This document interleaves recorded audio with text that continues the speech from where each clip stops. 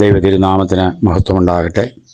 നമ്മുടെ തിരുവചന പഠനത്തിൻ്റെ ഭാഗമായി നമ്മൾ കഴിഞ്ഞ ദിവസം മത്തായിയുടെ സുവിശേഷം 6-ാം അധ്യായത്തിൻ്റെ 24 വരെയുള്ള വാക്യങ്ങളാണല്ലോ ധ്യാനിച്ചതും വായിച്ചതും. തുടർന്ന് നമുക്ക് അതിൻ്റെ 25-ാമത്തെ വാക്യം വായിക്കാം.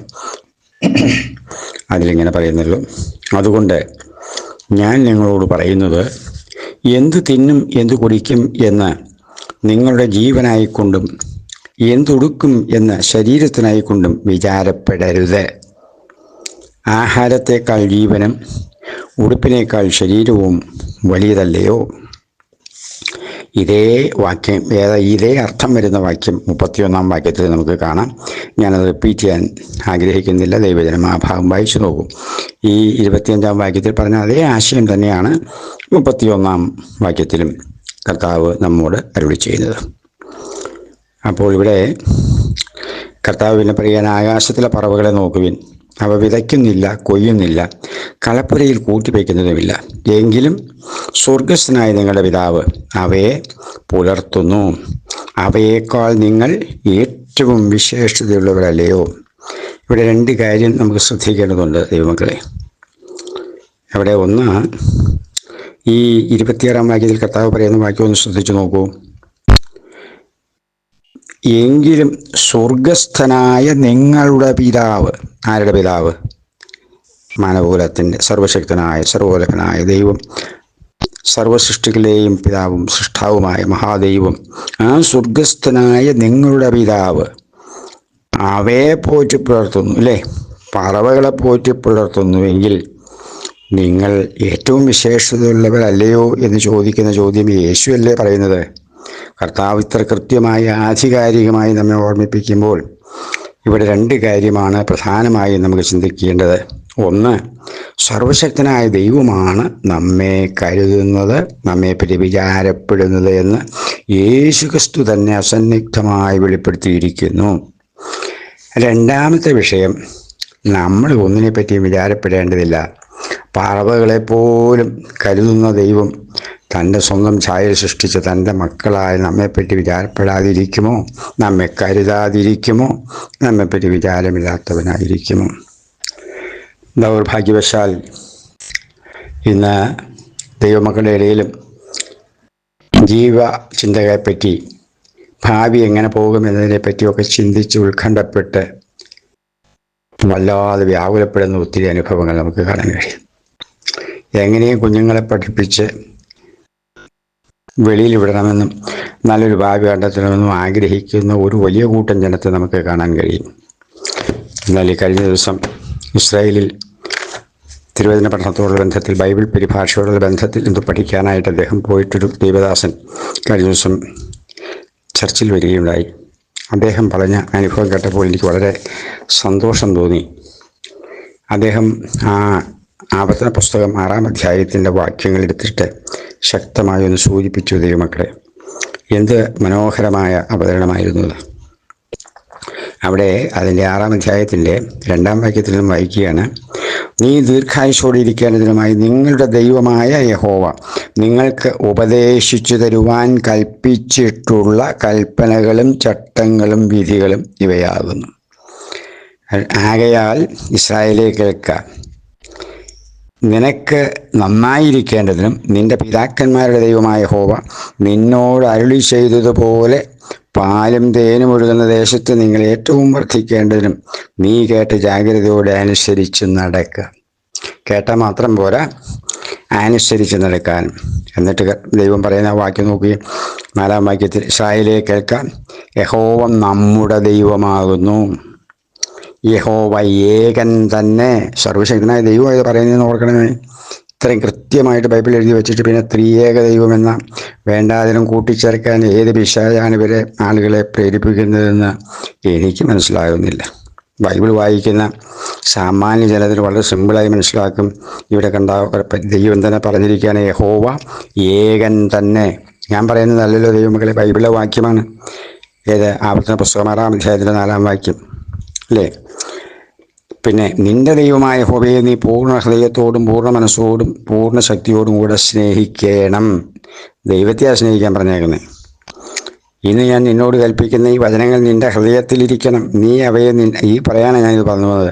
ആ കർത്താവിന്റെ പറഞ്ഞ വാക്യം ഇതാണ്: ഇസ്രായേലിലുള്ള സർവ്വ കുഞ്ഞുങ്ങളെയും കേട്ട് മനസ്സിലാക്കാൻ പ്രായമായ സമയം മുതൽ അവർ തിരുവചന വാക്യങ്ങൾ വായിച്ച് കേൾപ്പിച്ച് പഠിപ്പിക്കുമെന്ന്. വളരെ നിഷ്കർഷയോടെ അവരെ പഠിപ്പിക്കുമെന്ന്. അവരുടെ ഹൃദയത്തിൽ ആ വാക്യങ്ങൾ തറഞ്ഞു നിൽക്കുകയാണ്, ഉറച്ചു നിൽക്കുകയാണ്. ആ വാക്യം നോക്കി, 7-ാം വാക്യം: നീ അവയെ നിന്റെ മക്കൾക്ക് ഉപദേശിച്ചു കൊടുക്കുകയും നീ വീട്ടിലിരിക്കുമ്പോഴും. അപ്പം അതൊക്കെ ഒന്ന് ശ്രദ്ധിക്കുക ദൈവമക്കളെ. ഇത് വെറുതെ പറയുകയാണ്, ദൈവം പറയുന്ന വാക്യമല്ലേ.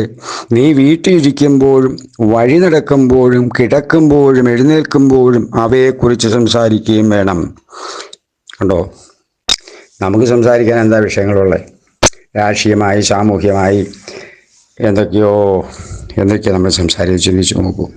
ഇവിടെ ദൈവം പറഞ്ഞിരിക്കുകയാണ്, നടക്കുമ്പോഴും ഇരിക്കുമ്പോഴും കിടക്കുമ്പോഴും ഒക്കെ ഇതായിരിക്കണം നമ്മുടെ സംഭാഷണമെന്ന്. ഇതിനോടുള്ള ബന്ധത്തിൽ ദൈവജനം കഴിയുമെങ്കിൽ യോശുവയുടെ പുസ്തകം 1-ാം അധ്യായത്തിൻ്റെ 28-ാം വാക്യം ശ്രദ്ധിച്ചു നോക്കിക്കേ. ഉടുപ്പിനെ കുറിച്ച് വിചാരപ്പെടുന്നതും എന്ത്? വയലിലെ താമര എങ്ങനെ വളരുന്നു എന്ന് നിരൂപിപ്പിൻ. അവ അധ്വാനിക്കുന്നില്ല, നൂൽ നിൽക്കുന്നതുമില്ല. എന്നാൽ ശലോമോൻ പോലും തൻ്റെ സർവമഹത്വത്തിലും ഇവയിലൊന്നിനോളം ചമഞ്ഞിരുന്നില്ല എന്ന് ഞാൻ നിങ്ങളോട് പറയുന്നു. കർത്താവ് പറയുന്ന വാക്യമല്ലേ.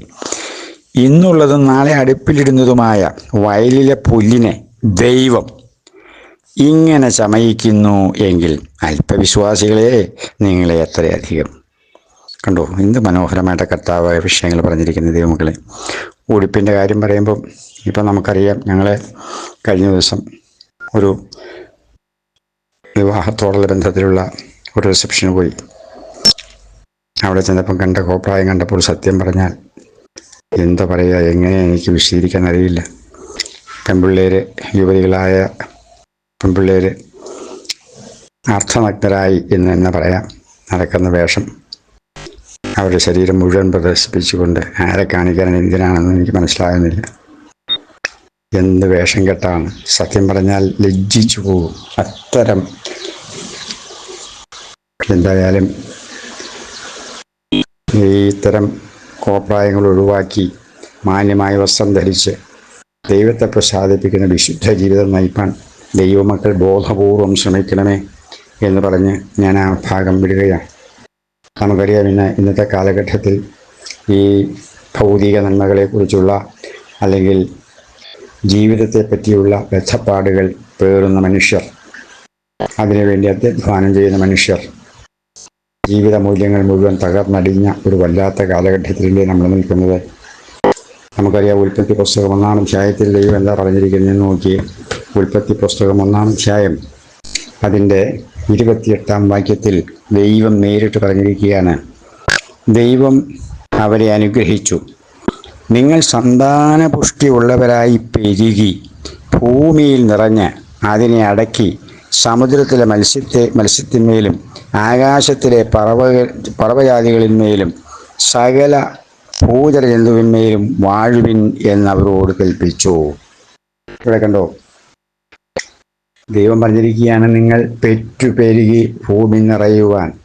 അത്ര കൃത്യമായിട്ട് ദൈവം കൽപ്പിച്ചിട്ട് ആ കൽപ്പനയെ അവഗണിക്കുന്ന ദൈവമക്കളില്ലേ എന്ന് പറഞ്ഞാൽ ഞാൻ എന്താ പറയുക, നമുക്ക് മനസ്സിലായൊരു കാര്യം. ഉൽപ്പത്തി പുസ്തകത്തിൻ്റെ തന്നെ 9-ാം അധ്യായത്തിൻ്റെ 1-2 വാക്യങ്ങൾ നമ്മൾ വായിക്കുമ്പോൾ അവിടെ ഇങ്ങനെ വായിക്കുന്നല്ലോ: ദൈവം നോഹയെയും അവൻ്റെ പുത്രന്മാരെയും അനുഗ്രഹിച്ച് അവരോട് അരുളി ചെയ്തത് എന്തെന്നാൽ, നിങ്ങൾ സന്താനപുഷ്ടിയുള്ളവരായി പെരുകി ഭൂമിയിൽ നിറവിൻ. നിങ്ങളെയുള്ള പേടിയും നടുക്കവും ഭൂമിയിലെ സകല മൃഗങ്ങൾക്കും ആകാശത്തിലെ എല്ലാ പറവകൾക്കും സകല ഭൂചര ജന്തുക്കൾക്കും ഭൂചരങ്ങൾക്കും സമുദ്രത്തിലെ സകല മത്സ്യങ്ങൾക്കും ഉണ്ടാകും. അവയെ നിങ്ങളുടെ കയ്യിൽ ഏൽപ്പിച്ചിരിക്കുന്നു. ദൈവമക്കളെ, ദൈവം ഇവിടെയും ആവർത്തിച്ച് പറയാണ്, പെരുകുവാൻ.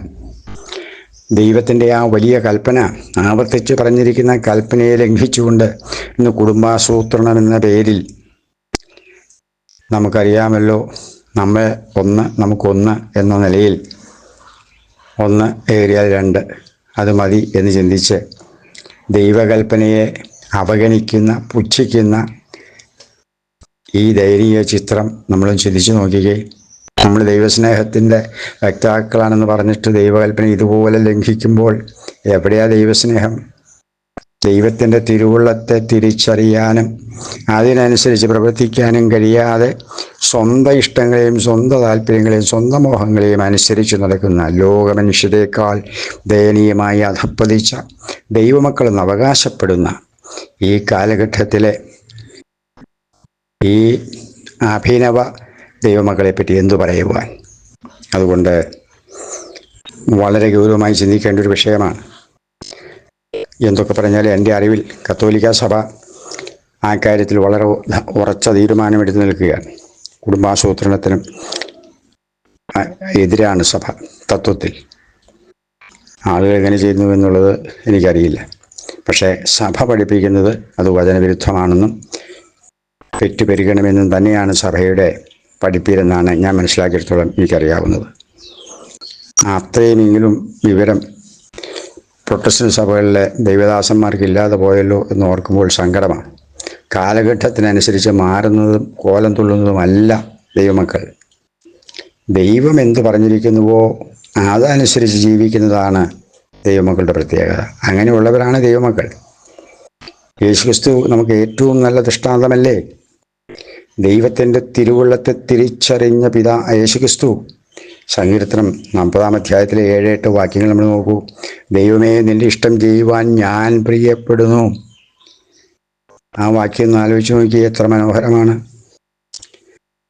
അപ്പോൾ ആ ദൈവത്തിൻ്റെ തിരുവിഷ്ടം നിവർത്തിപ്പാൻ സ്വയം ത്യാഗമായി തീർന്ന, സ്വന്തം ജീവനെ ബലികഴിച്ച, നിന്നെയും അപമാനവുമേറ്റ യേശുക്രിസ്തുവിൻ്റെ ശിഷ്യരാകേണ്ട നമ്മൾ, യേശുവിനെ അനുകരിക്കേണ്ട നമ്മൾ ഇല്ലേ? ഇബ്രായ ലേഖനത്തിൽ നമ്മൾ കാണുന്നുണ്ടല്ലോ, സ്വർഗീയ വിളിക്കോഹരിക്കാരായുള്ളവരെ, നമ്മൾ ഏറ്റുപറയുന്ന അപ്പസ്തോലനും മഹാപുരോഹിതനുമായ യേശുവിനെ ശ്രദ്ധിച്ചു നോക്കുവിൻ.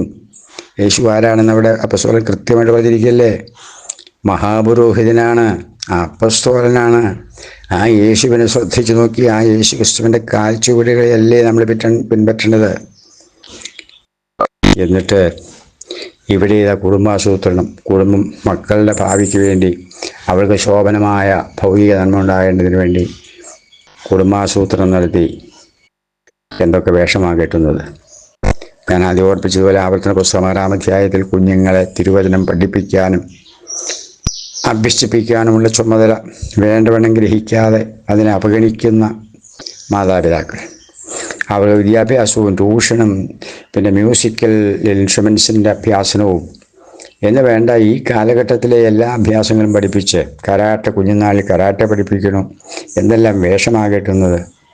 ലോകമനുഷ്യരെക്കാൾ അധപ്പതിച്ച, ലോകമോഹങ്ങളാൽ നിറഞ്ഞ ഒരു പറ്റം ദൈവമക്കളെന്ന് അവകാശപ്പെടുന്ന അഭിനവ കള്ളന്മാർ. എന്തു പറയാൻ? ലോകത്തോട് അനുഭവപ്പെടരുതെന്ന് തിരുവചനം നമ്മെ ശക്തമായി അനുശാസിക്കുമ്പോൾ ലോകത്തോടൊപ്പം ലോകം പുരോഗമിച്ചു, അതുകൊണ്ട് നമ്മളും പുരോഗമിക്കണം. നമ്മൾ ഇങ്ങനെയൊന്നും പോയാൽ പോരാ എന്ന് പറഞ്ഞ് കാലഘട്ടത്തിനനുസരിച്ച് മാറ്റം വേണമെന്ന് വാദിക്കുന്ന നൂതന ആശയക്കാർ, ദൈവവചനത്തെ ഇതുപോലെ കൂട്ടിമാറ്റിക്കളയുന്ന ദുഷ്ടന്മാരെ പറ്റി എന്തു പറയാൻ? പിശാചിനാൽ ഭരിക്കപ്പെടുന്ന, നയിക്കപ്പെടുന്ന ഇത്തരം പണ്ഡിതന്മാർ സാധാരണ സാധുക്കളായ ദൈവജനത്തെയും വഞ്ചിക്കുന്നല്ലോ എന്ന് ഓർക്കുമ്പോഴാണ് സങ്കടം മുഴുവൻ. കുരുടൻ വഴികാട്ടുന്നു എന്ന് യേശു പറഞ്ഞത് എത്ര അർത്ഥവത്താണ്. അതുകൊണ്ട് ഞാൻ പറഞ്ഞു വരുന്നതിൻ്റെ ആശയം ഇത്രയേ ഉള്ളൂ. ലോകക്കാരെങ്ങനെയും എന്തും ചെയ്യട്ടെ, നമുക്കത് വിഷയമല്ല. തിരുവചനത്തിൽ എന്തു പറഞ്ഞിരിക്കുന്നുവോ അതാണ് നമ്മുടെ ആധാരം. ദൈവം നമ്മെക്കുറിച്ച് കരുതുന്ന ഒരു ദൈവമാണ്. 23-ാം സങ്കീർത്തനം എല്ലാവർക്കും അറിയാമല്ലോ. ആ സങ്കീർത്തനം വെറുതെ ചൊല്ലുകയല്ലോ, വലിയ പറയുകയല്ലോ. അത് വിശ്വസിക്കുന്നെങ്കിൽ നമ്മെ കരുതുന്ന ഒരു ദൈവം, ആ ദൈവം നമ്മൾ ചിന്തിച്ച് നോക്കിക്കേ. ഇസ്രായേൽ ജനത്തെ മിസ്രൈമിൽ നിന്ന് പുറപ്പെടുവിച്ചപ്പോൾ, അവർക്ക് ആഹാരമില്ലാതെ വന്നപ്പോൾ മരുഭൂമിയിൽ അവർക്ക് വേണ്ടി മന്ന കൊടുത്ത് അവരെ പോഷിപ്പിച്ച പരിശുദ്ധനായ ദൈവം, ആ ദൈവം ആ ജനത്തെ മറന്നു കളഞ്ഞോ? അവർക്ക് മാംസം തിന്നണമെന്ന് ആഗ്രഹിച്ചപ്പോൾ കാടപ്പക്ഷിയെ കൊടുത്തവരുടെ ആഗ്രഹത്തെ തൃപ്തിപ്പെടുത്തിയ ദൈവമല്ലേ? അവർക്ക് വെള്ളമില്ലാതെ വന്നപ്പോൾ പല സന്ദർഭങ്ങളിലായി ദൈവം വെള്ളത്തിൻ്റെ വഴികളെ ഒരുക്കി കൊടുത്തത് തിരുവചനത്തിൽ നമ്മൾ വായിക്കുന്നില്ലേ? ഇങ്ങനെ തൻ്റെ മക്കളുടെ ആവശ്യങ്ങൾ അറിഞ്ഞ് തക്ക സമയത്ത് വഴികളെ തുറക്കുന്ന അത്ഭുതവാനായ ദൈവമല്ലേ നമ്മുടെ ദൈവം? ഏലിയാവിൻ്റെ ചരിത്രമൊന്ന് നോക്കൂ. ഏകനായ എല്ലാവരാലും തള്ളപ്പെട്ടവനായ ഒരു തരത്തിൽ പറഞ്ഞാൽ ദൈവം കൽപ്പിച്ചതനുസരിച്ച് എഴുത്തുതോടുകളുടെ അരികെ പോയി പാർത്ത ആ ഭക്തനായ മനുഷ്യൻ്റെ ചരിത്രം ഒന്ന് ഓർത്തു നോക്കൂ. തോട്ടിൽ നിന്ന് വെള്ളം കുടിച്ച് ജീവിക്കുന്ന മനുഷ്യൻ, ഒന്നും കഴിക്കാനില്ലാത്ത മനുഷ്യൻ. ആ മനുഷ്യന് ദൈവം അതാത് സമയങ്ങളിൽ ആവശ്യമായ ഭക്ഷണം ഒരുക്കി കൊടുത്ത് വഴി നടത്തിയ ആ മഹാദൈവം നമ്മുടെ ദൈവവുമല്ലേ? ആ ദൈവം നമ്മെ കൈവിടുമോ? ആ യേശു ക്രിസ്തു അതുകൊണ്ട് ദൈവത്തെപ്പറ്റി കൃത്യമായി മത്തായിയുടെ സുവിശേഷം 6-ാം അധ്യായത്തിൽ നമുക്കറിയാം, 25 മുതലുള്ള ആ താഴോട്ടുള്ള വാക്യങ്ങളിലൊക്കെ കൃത്യമായി ദൈവത്തിൻ്റെ കരുതലിനെ പറ്റി നമ്മെ ഓർമ്മിപ്പിക്കുന്നില്ല ദൈവമക്കളെ? 34-ാം വാക്യം വരെ അല്ലേ? അവിടെ നമുക്ക് 31-ാം വാക്യം ഞാൻ ആദ്യം പറഞ്ഞല്ലോ, 25-ാം വാക്യത്തിൻ്റെ ആവർത്തനമായിട്ട് കാണാം. 32-ാം വാക്യത്തിലേക്ക് വന്നാൽ, ഈ വകയൊക്കെയും ജാതികൾ അന്വേഷിക്കുന്നു. ദൈവമക്കൾക്കല്ല ഇത് ബാധകമെന്ന്. സ്വർഗസ്ഥനായ നിങ്ങളുടെ പിതാവ് ഇതൊക്കെയും നിങ്ങൾക്ക് ആവശ്യമെന്ന് അറിയുന്നുവല്ലോ എന്നാണ് യേശു പറഞ്ഞിരിക്കുന്നത്. ഇതൊക്കെ ദൈവത്തിന് അറിയാമെന്ന് നമ്മളാരും പഠിപ്പിക്കേണ്ടതില്ല, ഓർപ്പിക്കേണ്ടതുമില്ല. മുമ്പേ അവൻ്റെ രാജ്യവും നീതിയും അന്വേഷിപ്പിൻ, അതോടുകൂടി ഇതൊക്കെയും നിങ്ങൾക്ക് കിട്ടും. ദൈവജനമേ, ഈ വാക്യം ഒന്ന് ശ്രദ്ധിക്കൂ. 33-ാം വാക്യം, 6-ാം അധ്യായത്തിലെ 33-ാം വാക്യം യേശു കർത്താവ് പറയുന്ന വാക്യമാണെന്ന് ഓർക്കണമേ. മുമ്പേ അവൻ്റെ രാജ്യവും നീതിയും അന്വേഷിപ്പിൻ. ആരുടെ? അത് ചിന്തിക്കൂ മക്കൾ, അല്പം ഒന്ന് നിന്ന് ചിന്തിക്കൂ. മുമ്പേ അവൻ്റെ രാജ്യവും നീതിയും അന്വേഷിപ്പിൻ. സർവശക്തനായ സർവവല്ലഭനായ ഏക സത്യദൈവമായ യഹോവയാം ദൈവത്തിൻ്റെ രാജ്യവും നീതിയും അന്വേഷിക്കാനാണ് യേശു ക്രിസ്തു കൽപ്പിച്ചിരിക്കുന്നത്. അതന്വേഷിക്കാൻ നമുക്ക് സമയമുണ്ടോ? നമ്മൾ അന്വേഷിക്കുന്നുണ്ടോ? അവിടെ കർത്താവ് പറഞ്ഞിരിക്കുകയാണ്, അതോടുകൂടെ എന്ന് പറഞ്ഞാൽ ഈ രാജ്യവും നീതിയും അന്വേഷിച്ചാൽ അതും കിട്ടും നമുക്ക്. അതോടുകൂടെ ഇതൊക്കെയും നിങ്ങൾക്ക് കിട്ടും എന്ന് പറഞ്ഞാൽ നമുക്ക് ജീവിക്കാൻ ഈ ഭൂമിയിൽ ആവശ്യമുള്ളത് കൂടി അതിൻ്റെ കൂടെ കിട്ടുമെന്ന് യേശു പറഞ്ഞിരിക്കുകയാണ്. അതുകൊണ്ട് നാളേക്കായി വിചാരപ്പെടരുത്. നാളത്തെ ദിവസം തനിക്കായി വിചാരപ്പെടുമല്ലോ. അതത് ദിവസത്തിന് അന്നത്തെ ദോഷം മതി. യേശു ക്രിസ്തു പറഞ്ഞ ഈ വാക്യം, വിശേഷാൽ 33-ാം വാക്യം ഒരിക്കൽ കൂടി ഞാൻ ഓർപ്പിച്ച് സ്ട്രെസ് ചെയ്ത് പറയട്ടെ ദൈവമക്കളെ. നാം അന്വേഷിക്കേണ്ടത് ദൈവത്തിൻ്റെ രാജ്യവും നീതിയുമാണ്. എന്താണ് ഈ ദൈവം? എവിടെയാണ് ഈ ദൈവം? ആ ദൈവത്തിൻ്റെ നീതി എന്താണ്? നമ്മൾ ഉദ്ദേശിക്കുന്നത് പോലെ ദൈവം നീതിയുള്ള ദൈവമേ അല്ല. പ്രാർത്ഥന പലവട്ടം പല കാര്യങ്ങൾക്ക് വേണ്ടി പ്രാർത്ഥിച്ചിട്ട് മറുപടി കേട്ടത് എന്ത് ദൈവമായി എന്നൊക്കെ ചിന്തിച്ചു പോയില്ലേ? അത്തരം പെറുപ്പുകൾ പൈശാചികമാണ്. നമ്മെ നന്നായി അറിയുന്ന ദൈവം, നമ്മുടെ സ്പന്ദനങ്ങൾ അറിയുന്ന ദൈവം, നമ്മുടെ ഓരോ വിചാരവും വികാരവും അറിയുന്ന ദൈവം, ആ ദൈവം കണ്ണടച്ചിരിക്കുകയല്ല. ദൈവം തക്ക സമയത്ത് ആവശ്യമായ നന്മകൾ തരും. ആ ദൈവത്തിൽ ആശ്രയിക്കണം, ആ ദൈവത്തിൽ ശരണപ്പെടണം. ദൈവത്തെ ആശ്രയിക്കുക, അവനിൽ തന്നെ ആശ്രയിക്കുക. നിന്റെ വഴി യഹോവയെ ഭരമേൽപ്പിക്കുക, അവനിൽ തന്നെ ആശ്രയിക്കുക, അവനത് നിർവഹിക്കുമെന്ന് സന്നിഗ്ധമായി 37-ാം സങ്കീർത്തനത്തിൻ്റെ 5-ാം വാക്യത്തിൽ പറയുന്നുണ്ടല്ലോ.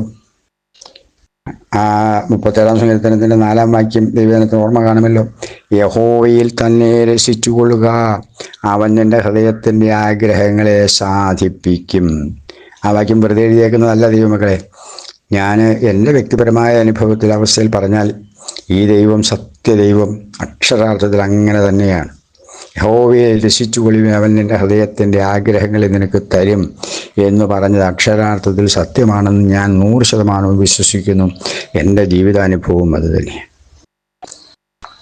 ദൈവത്തിൽ പൂർണ്ണമായി ആശ്രയിക്കണം. പകുതി ദൈവത്തിലും പകുതി ലോകത്തിലും ആശ്രയിച്ചാൽ പറ്റുകയില്ല.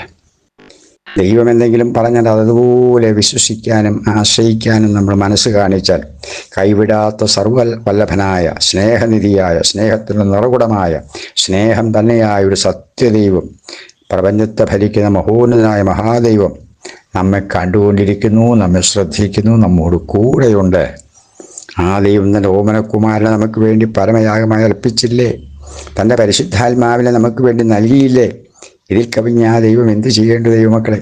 ഇങ്ങനെ സ്നേഹിക്കുന്ന, കരുതുന്ന, അത്യന്തം സ്നേഹത്തിൻ്റെ നിർഗുണമായ ആ മഹാദൈവത്തിൽ നമുക്ക് ആശ്രയിക്കാം. ആ ദൈവത്തിൽ നമുക്ക് ശരണപ്പെടാം. ആ ദൈവത്തിൻ്റെ തിരുവചനങ്ങൾ യഥാർത്ഥമായി വായിച്ച് ഗ്രഹിച്ച് പരിശുദ്ധാത്മ സഹായത്തോടെ ഉള്ളത്തിൽ ഏറ്റെടുത്തുകൊണ്ട് വിശുദ്ധ ജീവിതം ഇപ്പം നമ്മെ ഏൽപ്പിച്ചു കൊടുക്കാം. ഈ ദൈവം വല്ലഭനായ ദൈവം തന്നെയാണ്. കൈവിടാത്ത ദൈവമാണ്, നിത്യദൈവമാണ്, സത്യദൈവമാണ്. അതുകൊണ്ട് ഞാൻ എൻ്റെ വാക്കുകളിവിടെ ഉപസംഹരിക്കുകയാണ്. ഈ ഭാഗം ഇവിടെ അവസാനിപ്പിക്കുകയാണ്. നമുക്ക് ദൈവത്തിൽ സമ്പൂർണ്ണമായി ആശ്രയിക്കാം, പൂർണ്ണമായി ശരണപ്പെടാം. ഇടം വലം നോക്കാതെ ദൈവത്തിൽ മാത്രം ശരണപ്പെടാം. അവൻ്റെ വചനങ്ങളെ അതുപോലെ വിശ്വസിക്കൂ. പ്രമാണിപരവ് പറയുന്ന വാക്യങ്ങൾ നിങ്ങൾ ശ്രദ്ധിക്കല്ലേ? വാക്യങ്ങൾ ശ്രദ്ധിക്കൂ, പ്രസംഗം ശ്രദ്ധിക്കൂ, കേട്ടു, ഒരു കുഴപ്പമില്ല. പക്ഷേ അത് വചനാനുസൃതമാണോ എന്ന് വചനത്തിലൂടെ നിങ്ങൾ ആത്മശോധന ചെയ്ത് വചനത്തിനനുസൃതമാണെങ്കിൽ 100% അംഗീകരിച്ചു. വചനത്തിനോട് പൊരുത്തപ്പെടാത്ത ആശയങ്ങൾ ആര് പറഞ്ഞാലും, എത്ര കേമനാന്ന് പറഞ്ഞാലും നിങ്ങൾ തള്ളിക്കളയണം. നമുക്കറിയാമല്ലോ, ഇന്ന് ഒത്തിരി ദർശനങ്ങൾ കാണുന്ന കാലഘട്ടമാണ്. സ്വർഗത്തിൽ പോയവർ ചിലർ, നരകത്തിൽ പോയവർ ചിലർ, വെളിപ്പാട് പ്രാപിക്കുന്നവർ ചിലർ, ഇങ്ങനെ വലിയ ഭക്തന്മാരൊരു വലിയ കൂട്ടം നമ്മളിപ്പം സോഷ്യൽ മീഡിയയിലൂടെ കേൾക്കുകയും കാണുകയൊക്കെ ചെയ്യുന്നുണ്ടല്ലോ. കർത്താവ് 2026 വരും, 2027 വരും, ഇന്ന മാസം കർത്താവ് വരും എന്നൊക്കെ പ്രവചിക്കുന്ന വലിയ കള്ളപ്രവാചകന്മാരുടെ ഒരു സംഘവും നമുക്ക് മുന്നിലുണ്ടല്ലോ. തിരുവചനം എന്താ പറയുന്നത് ദൈവമക്കളെ? ഒന്ന് ചിന്തിച്ചു നോക്കൂ, ഒരു നിമിഷം ഒന്ന് ചിന്തിക്കൂ. കർത്താവ് എപ്പോൾ വരുമെന്ന് ചോദിച്ചപ്പം യേശു കർത്താവ് എന്താ പറഞ്ഞേ? അത് സ്വർഗത്തിലെ പിതാവായ ദൈവത്തിന് മാത്രമേ അറിയൂ, ദൂതന്മാർക്കും ദൈവപുത്രന് പോലും അത് അറിയില്ല എന്ന് യേശു പറഞ്ഞിരിക്കുമ്പോൾ ഈ കള്ളപ്രവാചകന്മാർക്ക് എവിടെ നിന്ന് ഇതിൻ്റെ വെളിപാട് കിട്ടുന്നു? അത് പിശാചിൽ നിന്നാണ് എന്നതിന് വല്ല സംശയവുമുണ്ടോ? യേശു ക്രിസ്തുവിന് പോലും മറവായിരിക്കുന്ന, യേശു ക്രിസ്തുവിന് പോലും വെളിപ്പെടുത്തി കൊടുക്കാത്ത എപ്പോൾ കർത്താവ് വരുമെന്നുള്ള മഹാരഹസ്യം, പിതാവായ മഹാദൈവത്തിൻ്റെ ഉള്ളത്തിലിരിക്കുന്ന ആ രഹസ്യം ഇപ്പം ചില പ്രവാചകന്മാർക്ക് വെളിപ്പെടുത്തി കൊടുക്കുന്നു എന്ന് പറഞ്ഞാൽ, ഒന്നുകിൽ അവർ പിശാചിനാൽ നയിക്കപ്പെടുന്നു, അല്ലെങ്കിൽ അവർ സ്വന്തം മോഹവും സ്വന്തം കാഴ്ചപ്പാടും അനുസരിച്ച് പ്രവചിക്കുന്നു എന്ന് എനിക്ക് പറയാനാവും. ഒരിക്കലും ദൈവം അവർക്ക് വെളിപ്പെടുത്തി കൊടുക്കത്തില്ല. യേശു ക്രിസ്തുവിന് പോലും വെളിപ്പെടുത്തി കൊടുക്കാത്തത് ഇവർക്ക് വെളിപ്പെടുത്തി കൊടുത്തു എന്ന് പറഞ്ഞാൽ എങ്ങനെ വിശ്വസിക്കും? അതുപോലെ ചില സ്വർഗത്തിൽ പോയി ഒത്തിരി കാഴ്ചകൾ കണ്ടു. ചുമ്മാ വിവരക്കേടാണ്, പൈശാചികമാണ്. 100% പൈശാചികമാണ്. അങ്ങനെ ഒരു വെളിപ്പാടൊന്നും സ്വർഗത്തെ വെളിപ്പാടൊന്നും ഇവർക്ക് ആർക്കും കൊടുക്കത്തില്ല. ആ വെളിപ്പാട് കൊടുത്തിരിക്കുന്ന അവസാനം നമ്മൾ കാണുന്നത് പത്മോസിൽ ഏകനായി കഴിയുന്ന യോഹന്നാൻ അപ്പോസ്തലന് ദൈവം വെളിപ്പെടുത്തി കൊടുത്ത വെളിപ്പാട് കഴിഞ്ഞ് ഇങ്ങനൊരു വെളിപ്പാട് പിന്നെ ആർക്കും കൊടുത്തിട്ടില്ല, കൊടുക്കേണ്ട കാര്യവുമില്ല. കാരണം തിരുവചനത്തിൽ നമുക്ക് ആവശ്യമായതെല്ലാം കൃത്യമായിട്ട് രേഖപ്പെടുത്തിയിട്ടുണ്ട്. യോഹന്നാൻ്റെ സുവിശേഷം നമ്മളൊന്ന് വായിച്ചു നോക്കി. അതിൻ്റെ അവസാനം 20-ാം അധ്യായമാണ് എൻ്റെ ഓർമ്മ. 20-ാം അധ്യായത്തിൽ 31-ാം വാക്യം ഇല്ലേ? അതിനകത്ത് പറഞ്ഞിരിക്കുന്നത് കർത്താവ് അല്ല, യോഹന്നാൻ അപ്പോസ്തലൻ രേഖപ്പെടുത്തിയിരിക്കുന്ന ഒരു മനോഹരമായ തിരുവചനമുണ്ടല്ലോ ദൈവമക്കളെ. അതിനകത്ത് ഇങ്ങനെ പറഞ്ഞിരിക്കുന്നു. അതായത് അത് പറഞ്ഞിരിക്കുന്ന വാക്യം ഇങ്ങനെയാണ്: യേശു ദൈവപുത്രനായ ക്രിസ്തു എന്ന് നിങ്ങൾ വിശ്വസിക്കേണ്ടതിനും വിശ്വസിച്ചിട്ട് അവൻ്റെ നാമത്തിൽ നിങ്ങൾക്ക് ജീവനുണ്ടാകേണ്ടതിനും ഇത് എഴുതിയിരിക്കുന്നു. അതിൽ 30-ാം വാക്യത്തിൽ ഇങ്ങനെ നമുക്ക് വായിക്കുന്നുണ്ട്: ഈ പുസ്തകത്തിൽ എഴുതിയിരിക്കുന്ന അതല്ലാതെ മറ്റനേകം അടയാളങ്ങളും യേശു തൻ്റെ ശിഷ്യന്മാർ കാണുകയും ചെയ്തു. എന്നാൽ അതൊന്നും രേഖപ്പെടുത്തിയിട്ടില്ല. ഇവിടെ യോഹന്നാൻ കൃത്യമായിട്ട് അപ്പോസ്തലൻ ഓർമ്മിപ്പിക്കുകയാണ്, യേശു ദൈവപുത്രനായ ക്രിസ്തു എന്ന്. എന്ത് വിശ്വസിക്കണമെന്ന് പറഞ്ഞേക്കുന്നത് നോക്കിയേ. യേശു ദൈവമാണെന്ന് വിശ്വസിക്കാനല്ല പറഞ്ഞിരിക്കുന്നത്. പ്രത്യേകം ശ്രദ്ധിക്കൂ ദൈവമക്കളെ. യേശു ദൈവപുത്രനായ ക്രിസ്തു എന്ന് നിങ്ങൾ വിശ്വസിക്കേണ്ടതിനും വിശ്വസിച്ചിട്ട് അവൻ്റെ നാമത്തിൽ നിങ്ങൾക്ക് ജീവനുണ്ടാകേണ്ടതിനും ഇതെഴുതിയിരിക്കുന്നു. ഇതിൽ കവിഞ്ഞ് തെളിവെന്താ വേണ്ടത്? ഇത്ര കൃത്യമായിട്ട് മനോഹരമായിട്ട് എഴുതി വെച്ചിട്ട് പിന്നെ ഇതിൽ കവിഞ്ഞതിനൊരു വെളിപ്പാട് എന്തിനാവശ്യം? വേറെ വെളിപ്പാടും തരത്തുമില്ല ദൈവം, ഉറപ്പാണ്. വെളിപ്പാട് തന്ന ആരെങ്കിലും പറഞ്ഞെങ്കിൽ അത് വിവരക്കേട് തന്നെയാണ്. പ്രവചനമുണ്ട്, പ്രവചനമില്ലെന്ന് ഞാൻ പറയുന്നില്ല. ചില വിഷയങ്ങൾക്ക് ദൈവാത്മാവ് ആത്മാവിൽ നമുക്ക് വെളിപ്പെടുത്തി തന്നേക്കാം, അതിന് ഞാൻ നിഷേധിക്കുന്നില്ല. പക്ഷേ സ്വർഗത്തിൽ പോയി നരകത്തിൽ പോയി ആത്മാക്കളെ കണ്ടു, അത് കണ്ടു, ഇത് കണ്ടു എന്നൊക്കെ പറയുന്നത് 100% പൈശാചികം. അല്ലെങ്കിൽ അവരുടെ സ്വന്തം മോഹങ്ങൾ ഭാഷ വെച്ച് പൂർത്തിയായിരിക്കുന്നു എന്നുള്ളത് മാത്രമേ ഉള്ളൂ. ഇത് രണ്ടിലേതെങ്കിലും ഒന്നാണ് കേട്ടോ. അതുകൊണ്ട് ദൈവമക്കളെ, നമുക്ക് ഈ നാളുകളിൽ കർത്താവ് പറഞ്ഞതുപോലെ ആദ്യം അവിടുത്തെ രാജ്യവും നീതിയും അന്വേഷിക്കാം. സർവശക്തനായ യഹോവയാം ദൈവത്തിൻ്റെ രാജ്യം എന്താണ്, ആ നീതി എന്താണ് എന്ന് തിരുവചനത്തിലൂടെ അന്വേഷിച്ച് സത്യം കണ്ടെത്തുവാൻ സർവശക്തനായ ദൈവം നമ്മെ സഹായിക്കട്ടെ എന്ന് ആശംസിച്ചും പ്രാർത്ഥിച്ചുകൊണ്ട് ഈ ഭാഗം ഞാനിവിടെ ഉപസംഹരിക്കുന്നു. ദൈവം എവരെയും അനുഗ്രഹിക്കട്ടെ. ആമേൻ.